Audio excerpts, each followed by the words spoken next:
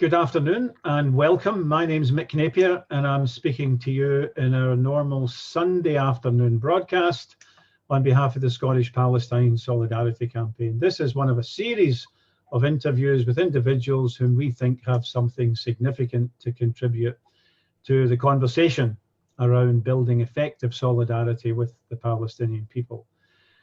This week, I'm delighted to introduce Professor Richard Falk, Professor Emeritus, UN Special Rapporteur, sometime in the recent past for Palestinian rights. And we had an amazing coincidence, Richard, when you were last in Scotland in 2016. Your report on behalf of the West Asia section of the UN was published and then massively repudiated. I think somebody in Washington was having a wobbly. And also while you were here, your meeting venue in Edinburgh City Council was cancelled because apparently the topic of a meeting identical to the title of your book was deemed too controversial.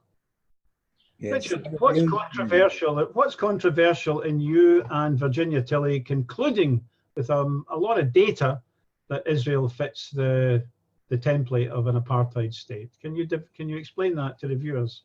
Yes, let me first say it's good to be with you, Mick, again after a very interesting visit to Scotland a couple of years ago.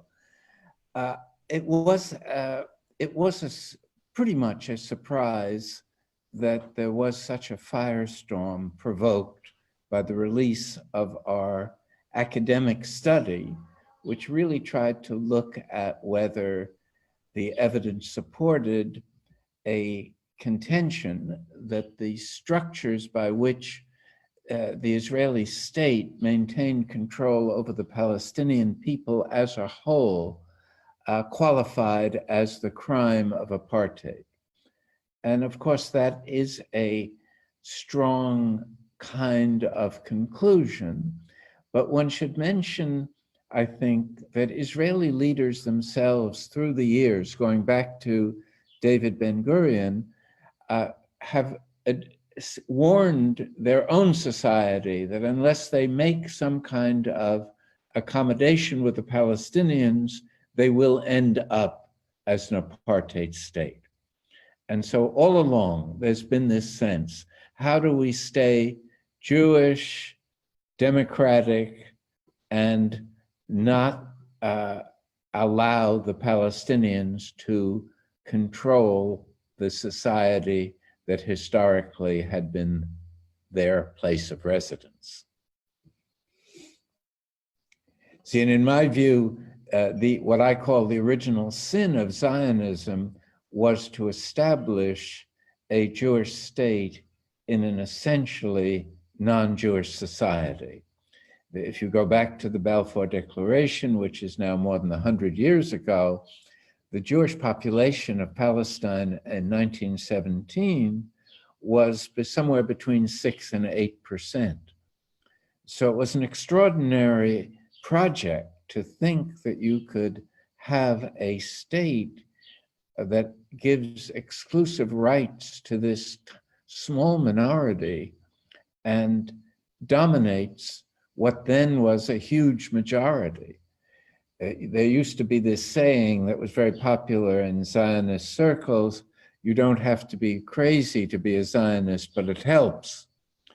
And what they meant by that was, it was so implausible to imagine that this could happen, that the dream of a Jewish state in Palestine could really come about. And in some senses, I think the motivations early on were not so much to realize the project, but to have this as a kind of active dream and a kind of way of unifying Jews living in the diaspora. Richard, can we get one thing out of the way? When you publish, or anyone else with less data and less hard work, concludes that Israel is an apartheid state, the usual pro-Israel riposte is, don't be crazy. The Palestinian minority of Israeli citizens can vote therefore it's not apartheid. So it's not like South Africa, therefore it's not apartheid. I'm sure you can explain why that's not the way to approach the issue. Yes, that is, as you say, a frequent kind of response, usually phrased even more harshly than you did. And the first thing to say is that the crime of apartheid doesn't require that the structures of discriminatory victimization resemble what occurred in South Africa. South Africa supplied the model, but it's a model that's based on a structure of domination that is maintained by cruel and inhuman acts for the purpose of sustaining that unequal relationship with people of different ethnicities. The second thing I think that's important is that our study, as it was commissioned by this unit of the United Nations, aimed not only to talk about the way in which the Palestinian minority of 20% in Israel was victimized, but was referring to the Palestinian people as a whole. So that meant the 7 million who live as refugees or as involuntary exiles, as well as those that inhabit Jerusalem and the occupied territories. So you have different domains, but in each of these domains, the Palestinian people have been systematically denied their basic rights so that Israel can maintain this exclusivist Jewish state. And they've suffered for an incredibly prolonged period of time with no end in sight. And so this is an extreme version of a structure that can't be maintained, in our view, without relying on the apartheid type of domination. And the reason that it cannot be relied upon is partly historical and partly the effect of Palestinian nationalism. In the 20th century, let alone the 21st century, it is impossible to expect a people to be passive in the face of a foreign settlement that aims to displace their control over their own society. So from the very beginning that the Zionist project took the form of establishing a state, there was Palestinian resistance. And that created a need on the part of the Israelis to do various things in order to control this resistance. One of them, perhaps the most spectacular, was the ethnic cleansing associated with the 1948 war, what the Palestinians call the Nakba, which involved the ethnic cleansing of as many as 700,000 Palestinians. This was a necessity for that earlier commitment to be democratic as well as to be Jewish. They couldn't live with a Jewish minority in a supposedly Jewish state. And that continues to be an issue for Israel. How do we keep our majority in the face of an increasing Palestinian population and a desire for Israel to control more and more of the territory of historic Palestine? So for all these reasons, I think it is fairly clear that it isn't unreasonable to suggest that these structures that have been established to control Palestinian resistance have the features of apartheid, and that Israel itself has moved in its basic law on 2018 to more or less validate that allegation by vesting the right of self-determination within Israel exclusively in the Jewish people. And that it really is inconsistent with fundamental rules of norms of human rights, much less with the ideas that forbid discrimination and structures of collective domination. Richard, you're a professor of international law, so let's pick your brains while you're here. Am I right in my layperson's reading that the crime of apartheid is a very serious, one of the most serious categories of crime? Does it qualify as a crime against humanity under some areas of international law? Have I got that right? Yes, you have it exactly right, Mick. The Rome Statute that established the International Criminal Court, in its article addressing crimes against humanity, lists apartheid as one of, I believe, 9 or 10 instances of crimes against humanity, so that there's no ambiguity on that score. It's also a distinct crime because there is this 1973 International Convention on the Suppression and Prevention of the Crime of Apartheid that is more or less modeled on the Genocide Convention. And it imposes an obligation on the international community, on the governments of sovereign states to act to end a criminal regime of this sort.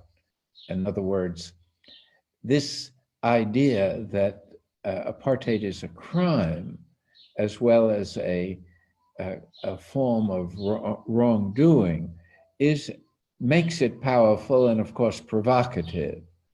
And I should add that our study is an academic study.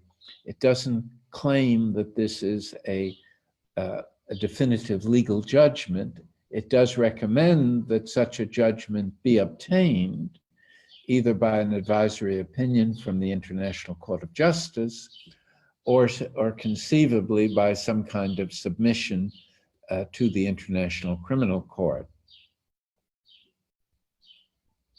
So, given that, the current effort to criminalize all but the most anodyne criticisms of Israel, i.e., to see that Israel is a racist endeavor, presumably then we can expect those people who are Richard, you were actively in support of the folks in Berlin who are facing trial.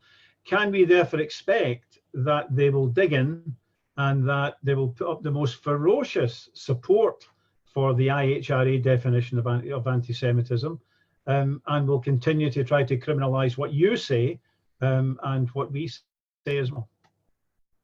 Yes, I think that we've seen in recent years a trend that has affected me personally because it started while I was Special Rapporteur on behalf of the UN.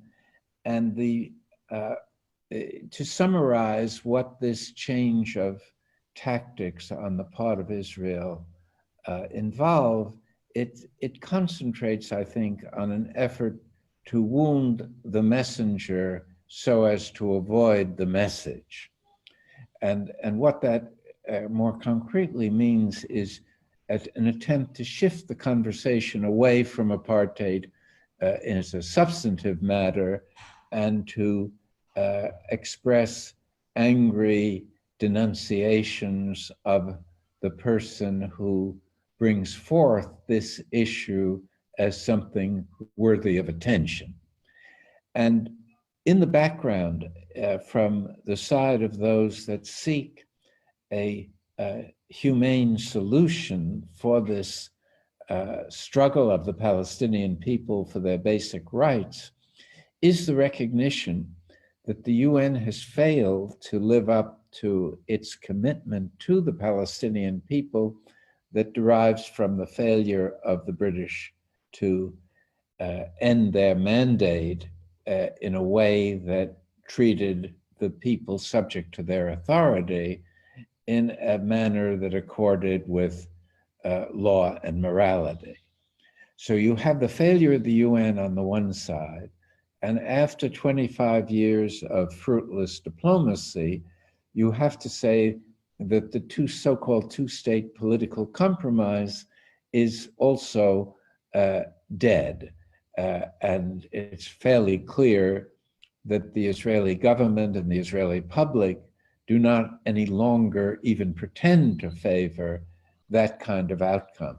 So what this means politically is that if Palestinian rights are to be implemented in any time in the foreseeable future, the responsibility and the opportunity has shifted to civil society.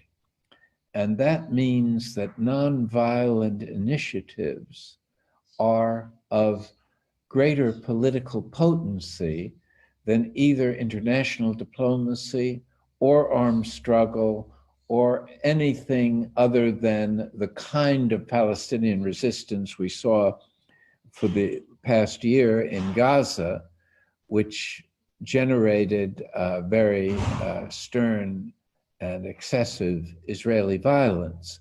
But I think the point that I want to stress is that we've arrived at a time when the Palestinian future depends on global solidarity combined with Palestinian continued resistance. And there is no other way of achieving a just solution for both peoples. And I should stress that my own view has always been one of finding a sustainable peace that will allow both peoples to coexist in some acceptable way within the boundaries of Palestine.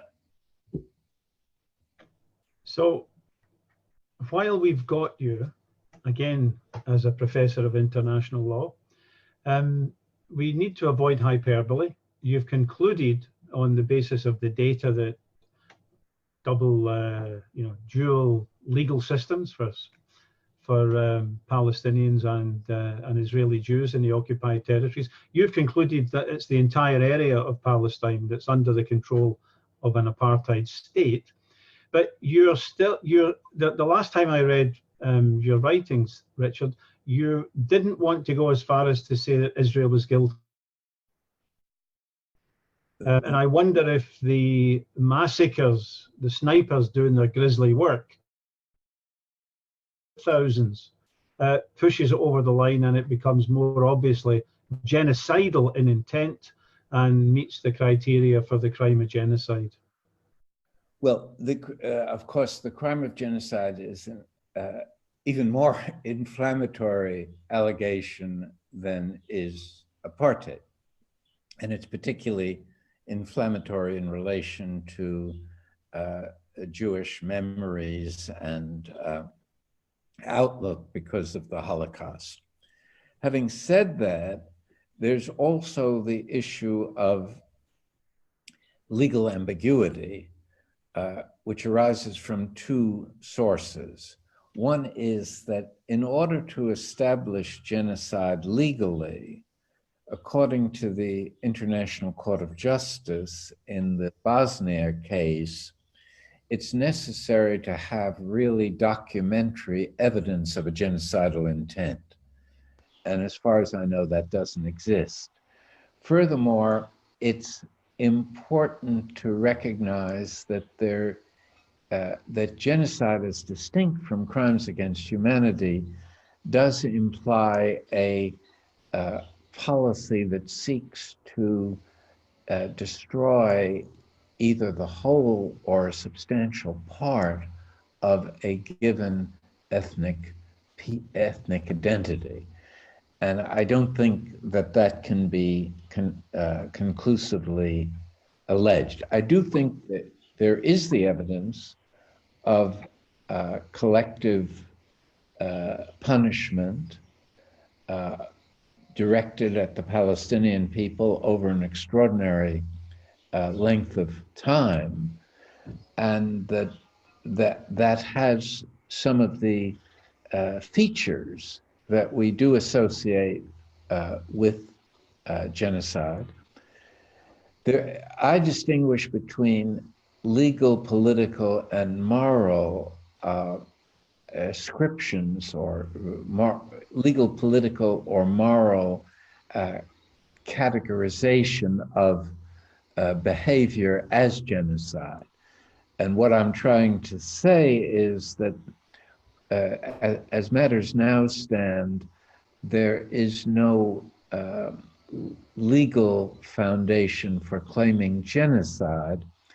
It is true, because of what I said about collective punishment and excessive force and the pervasiveness of the repression directed at the Palestinian people in these various contexts, that it's not unreasonable politically to describe the cumulative effect of these policies as genocidal.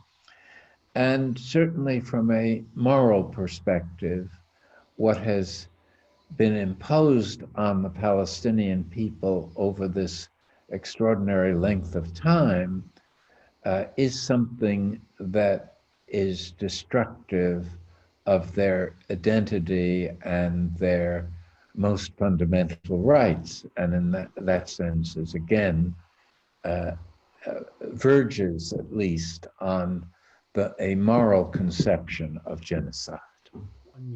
Richard, if you look at the image behind me, I am a bit of a nerd in studying opinion polls, and especially the annual BBC World Service opinion poll, which always looks at opinions around the world about various countries. Canada and Germany, deservedly or not, usually come top. They're pretty popular. And Israel's always in the bottom four, sometimes the very bottom. It never gets out of the bottom four, with Iran and North Korea and Pakistan. Your point about international solidarity being key to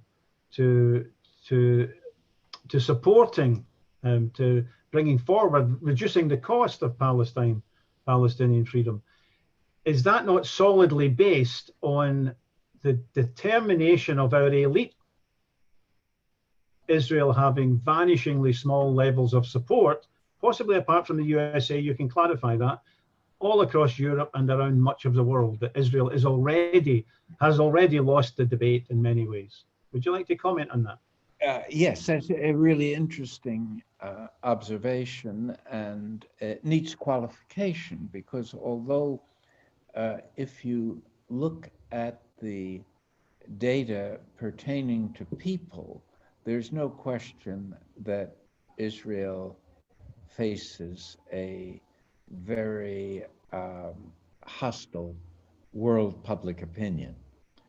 But if you assess the attitudes and behavior of governments, the picture looks quite different. And that's why I tried to say early on that the mobilization of people is what will make the difference in this struggle for Palestinian rights. And that those data on attitudes toward Israel is relevant. It scares Israel and its think tanks and strategic planners, and explains in part why so much emphasis has been placed on discrediting the BDS campaign and on extending the definition of anti-Semitism to embrace criticisms of Israeli state policies. We should remember that even at the time when South Africa was an apartheid state and a strategic ally in the Cold War, a rather important one, of the US and the UK, no effort was made, so far as I know, to brand those that supported a BDS anti-apartheid campaign as engaged in criminal or unlawful activity. The most that was said was this was imprudent, it won't work, it hurts the African people more than the white Afrikaners, but it was never criminalized or delegitimized in the manner in which Israel has responded to these global solidarity initiatives. And in one way, I think Israel recognizes at this point that the greatest threat to its own conception of how to build a positive future for itself is from popular movements and from a scenario that is somewhat suggested by what led to the downfall of the apartheid regime in South Africa, which no one anticipated. I was in South Africa not long before the release of Nelson Mandela from prison, and I spoke to a wide spectrum of South African opinion, from far left to far right, Afrikaner and British, and they all thought either the status quo, what existed, would continue indefinitely, or there'd be a bloody civil war, a bloody armed struggle. And what happened, and what we can anticipate could happen in relation to Israel, is if the pressure becomes great enough and the cost of maintaining this kind of apartheid control grows high enough, the Israeli leadership is capable of recalculating its interests and abandoning this kind of oppressive form of control and accepting the idea that the two peoples have to coexist within Palestine on the basis of true equality. The only sustainable peace, in my judgment, would reflect this commitment and implementation of true equality within some kind of secular framework that guaranteed human rights for both peoples.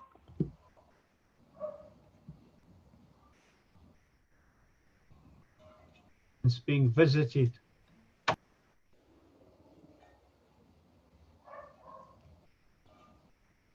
Richard, when we look at the violence visited upon the Palestinians, the periodic massacres over 2000 and 2014, the current massacre and mass maiming, it really is it's gut-wrenching. And on the Zionist side, the casualties at the moment are pretty low. But you made almost a throwaway remark when you were speaking in Edinburgh a couple of years ago, and you pointed out what is obviously true once you reflect on it, that it's not the militarily stronger side that wins in an anti-colonial struggle. And that people who win in that kind of struggle, from Algeria to Kenya to Angola and so on, it's not the ones who can inflict the most death. It seems to be the ones who can absorb the most suffering, who can emerge to success. Would you like to comment on that again? I think that's the great, what I call the great unlearned lesson of the Vietnam War, that you can, at least for America, that you can win every important military encounter and have total military superiority and yet lose the war. And understanding why that seemingly paradoxical relationship exists is crucial to understanding the true relation of forces in a situation such as faces the Palestinian people. And what is the secret to the success of the militarily weaker side is perseverance, and global solidarity. And the perseverance came in the 20th century out of the anti-colonial nationalist movements. And what Israel is trying to do is to create a situation where Palestinians accept a political defeat, which would be very unusual in this period of decolonization. Really, we're living in a post-colonial world where the only situation in which a colonial project was established is Israel. It completely goes against the tide of the historical experience since the end of World War II. And so that there is this very interesting understanding of how political conflicts end. And what the Trump administration in the US is trying to promote is what they call a victory scenario. And from their point of view, people are irrelevant, and what your data is irrelevant, and what counts is how you can either establish a diplomatic outcome or impose a victory by one side and a defeat by the other. And the argument of the Trump people, Kushner and the deal of the century and so on, is that they tried diplomacy and it failed.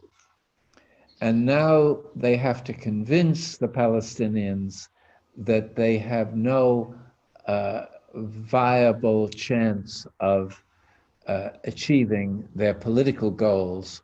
And if they surrender politically, then they can expect to have some relief economically and psychologically. And that's what the so-called deal of the century is about. It's not about an agreement. It's about securing a situation in which the Palestinians exchange their political goals for the promise of a better material existence.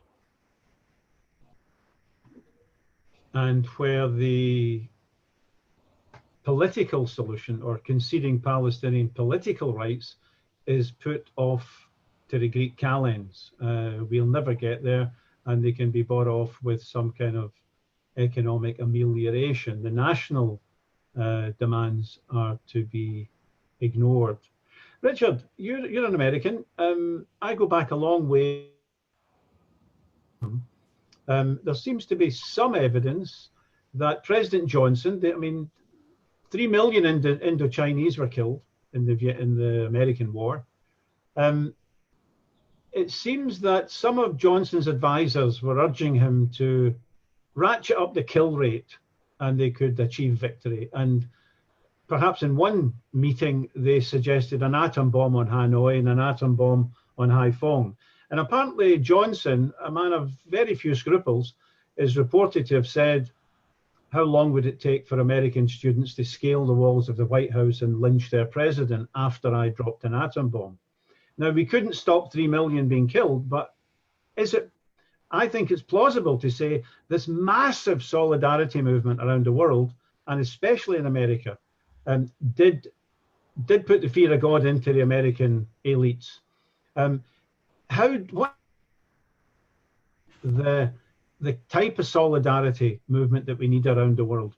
Do we have to put the fear of something into our rulers before they will let go of what they're holding on to, and put a sufficient pressure on Israel to do a Mandela or something like that?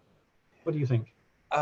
It's of course the most challenging issue, because it's very difficult to envision a scenario where Israel really changes its outlook toward the project that animated its whole existence for many decades. and Israel is more skillful than South Africa was in trying to build solidarities from above. See, the global solidarity movement is a popular movement from below. It's a people's movement, essentially. The Israeli movement of defense and security is a movement from above. And so they use arms sales and police training, and a confrontation with Iran, sort of relations with these dynastic Arab governments in Saudi Arabia and the United Arab Emirates. All of these tactics are ways of achieving stability for their apartheid state. And the only thing that's threatening that are these initiatives that are gaining momentum, but whether and when they reach a tipping point is almost impossible to anticipate. And there is the tragic possibility that they will never reach a tipping point. I think the people of Tibet, for instance, have more or less accepted their reality as a lost cause. And I think that's what one might talk about. The Israeli policy is really a Tibetan solution, trying to get this national movement to give up its political ambitions and aspirations and rights, and in exchange live as a secondary presence in a Jewish state. And I don't know what the long-term plan would be with respect to the Palestinian refugees, because I don't think Israel would risk having them return even to the occupied territories. And increasingly, Israel's territorial ambitions and the strength of the settler movement are leading toward the annexation of substantial parts of the West Bank. And it's no longer really descriptive to talk about the occupation. It's really more a de facto annexation. And that represents a new set of circumstances. Richard, can you comment on a couple of Tibetans? Very interesting. There's over 1 billion Han Chinese. It's a harsh regime in Beijing. During the time, and they do wish to extinguish Tibetan national aspirations, but during the time of the one-child family, non-Han were exempted from the worst, extremes of that. Were allowed Mongolians and so on were allowed to have larger families. So numbers were that the Han China, if a Han-based government in Beijing didn't have to worry too much about the demographics. But Israel's surrounded by 300 or 400 million Arabs. There are 7 million, or roughly equal numbers, of Palestinian Arabs and Jews between the Jordan and the Mediterranean. Won't those numbers, if the Arab world gets off its knees, I often think the Arab world is similar to China in the 1920s and 30s, divided under dictators, warlords, and so on. In the Arab world at some stage, wouldn't the Israeli regime be forced to a situation where it would realize it couldn't carry on like this? Yes, I think that's another aspect of the situation, that at the moment, the Arab world has been successfully neutralized by Israeli and American diplomacy, but it's a temporary and quite unstable situation that could reverse at any time. And as you say, an Israel surrounded by a series of governments that reflected the will of their own people would pose an unprecedented threat to Israeli security and would have, I think, likely the effect of leading to some kind of accommodation. And the accommodation in South Africa didn't represent any kind of moral transformation on the part of the Afrikaner leadership.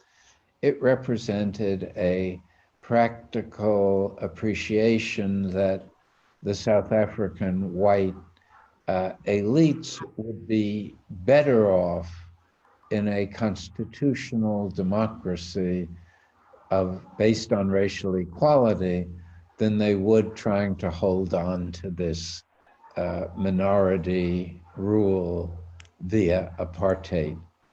So it was a recalculation of interests. And whether that can happen in the foreseeable future is something that my crystal ball isn't clear enough to tell me.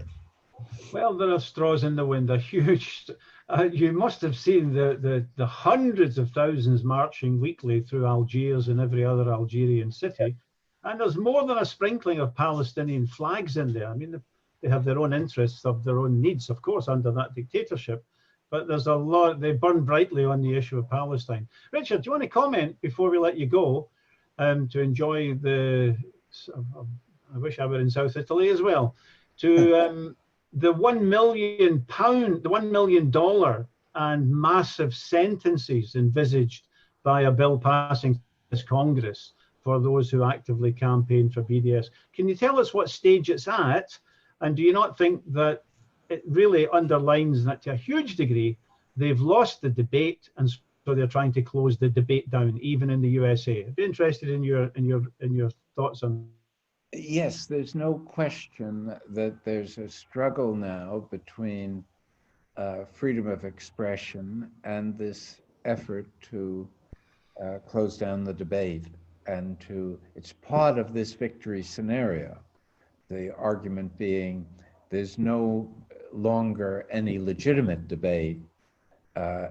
Israel has prevailed, and the only path to peace is a Palestinian surrender. So what is underneath this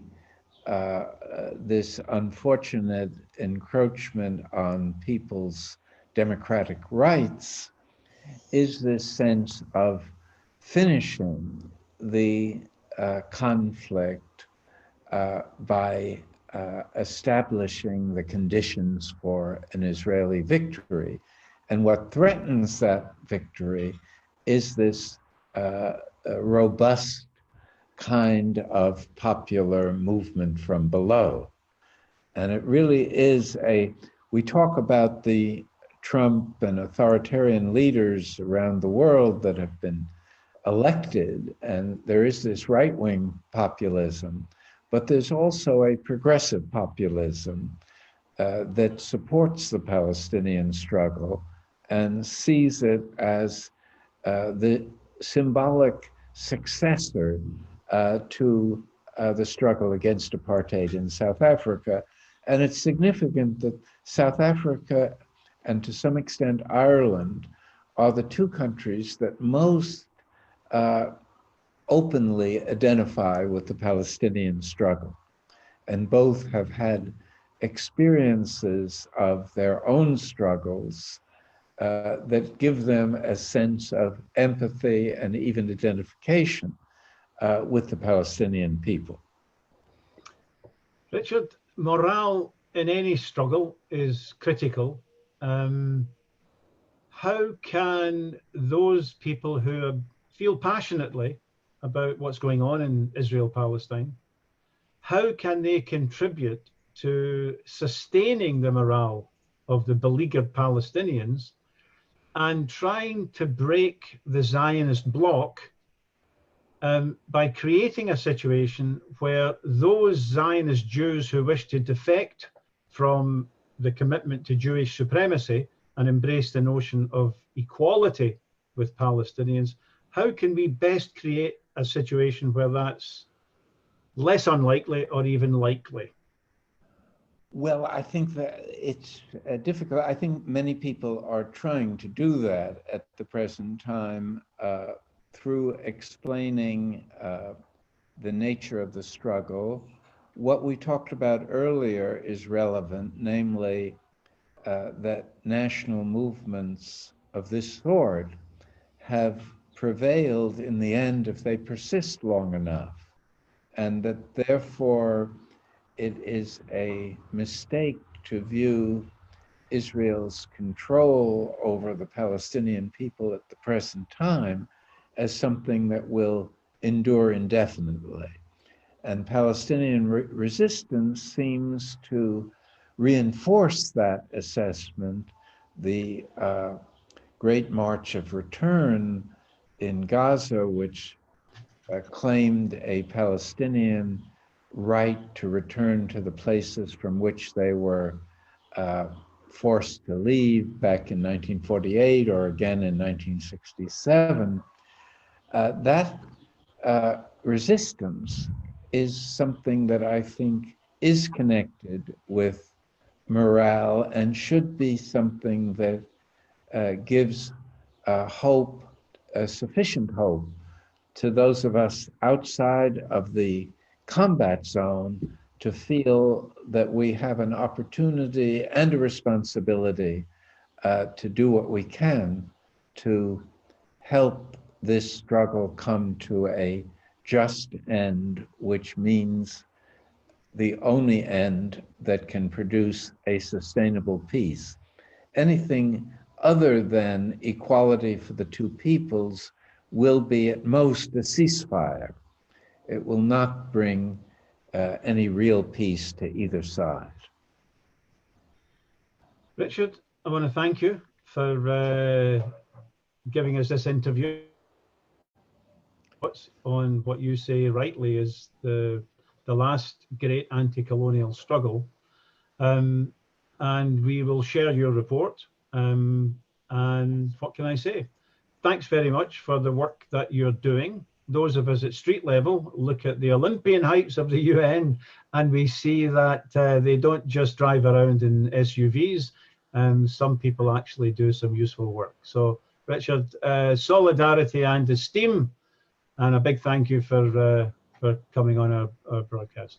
Well, thank you, Mick. I enjoyed our conversation, and you're doing invaluable work over a long period of time. And I think you'll feel when this struggle comes to a new level that it's all been worthwhile. Thank you again, and good afternoon to Richard Falk. Bye, Richard. So long, Mick. Adios. Bye-bye. So, folks, we still got a few minutes. I want to share something with you. There have been massive developments of late on the issue of automatic facial recognition software used by police forces around the world. By the way, The Guardian inadvertently highlights a very important point. They report or misreport that only 3 counties in the UK have experimented with automatic facial recognition. They're all in England, and they don't even know, they don't even seem to refer to the situation in Glasgow, where there's not an experiment going on, but Glasgow Police or Police Scotland in Glasgow aren't using software. They're using emotional recognition software, and admittedly doing this. The software or the surveillance, the intense surveillance, which the city of San Francisco has just banned their police from continuing facial recognition, is a quantum leap below that which is already and has been used in Glasgow for the last 6 years.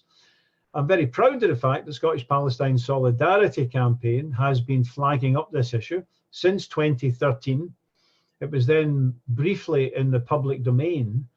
But you know, recently, right-wing Tory member of Parliament, David Davis, in the Telegraph, came out calling for an immediate end to the use of this kind of automatic facial recognition.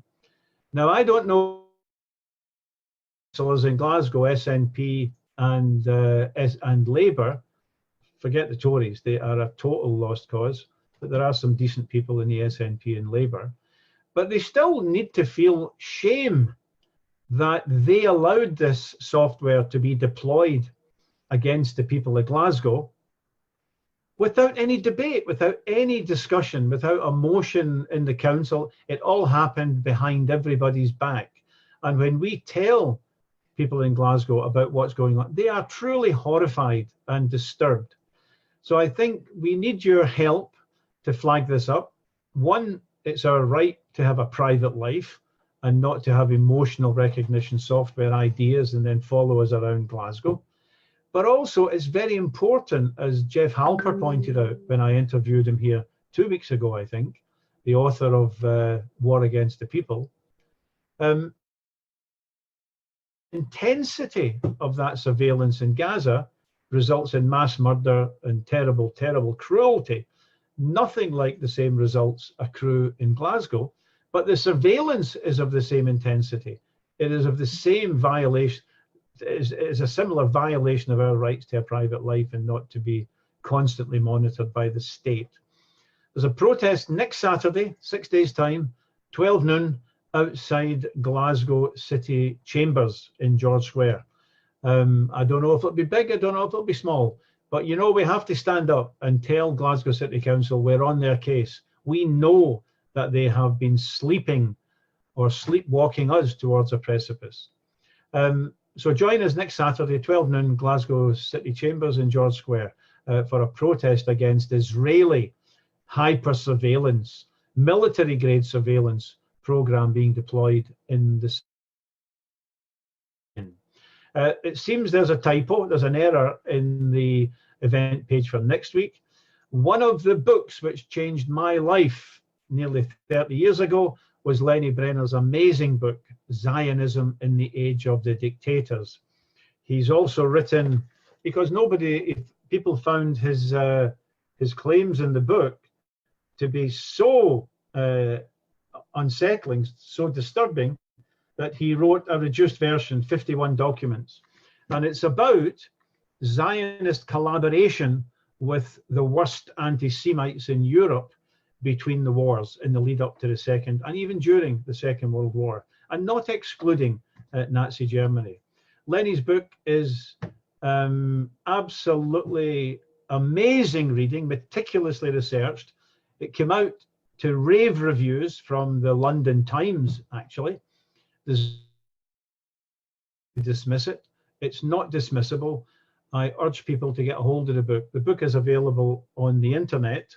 It was published 30 years ago. I read it then and urge you in the strongest terms to try to get a hold of that book and read it. Lenny is our guest next Sunday at 4 p.m. I'll change the current nonsense of 10 a.m. that I put, or somebody put, I think I put it on the event page. But I look forward to a great talk with Lenny Brenner next Sunday. He's the author of Zionism in the Age of the Dictators, the author of numerous other books. He was a key individual in the free speech movement against the war in Vietnam and spent over 2 years in prison for his opposition to that particular war. So an exemplary, inspiring activist. His book I cannot commend highly enough, and we'll put a link to where it's available at the end of this conversation. Palestine Solidarity Campaign, ending the latest in our ongoing series of interviews with individuals who have something extremely important to add to the conversation around Palestine solidarity. Thank you for listening and viewing. Please like the SPSC page. Please share this interview. It will be immediately available on Facebook. It'll be available immediately as we finish. Thank you very much. Good afternoon, and we shall win.